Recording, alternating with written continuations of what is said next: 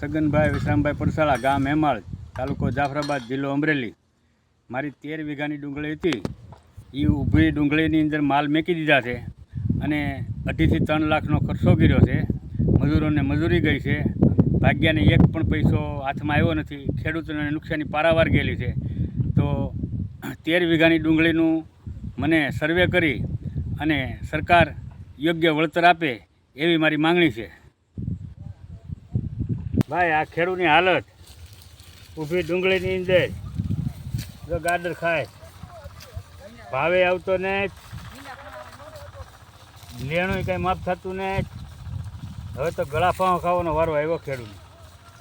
આ ભાગ્ય જો ખાવા હાટું વિને જ ગાંઠિયો મળતો નહીં.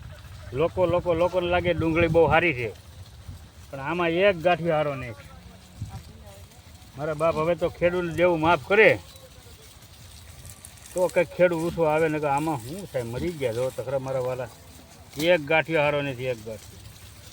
આ ગાડરના પણ ભાગ ખુલી ગયા, ગાડરે ખાતા બંધ થઈ ગયા. માંડવી નથી ખાતા, ડુંગળી નથી ખાતા.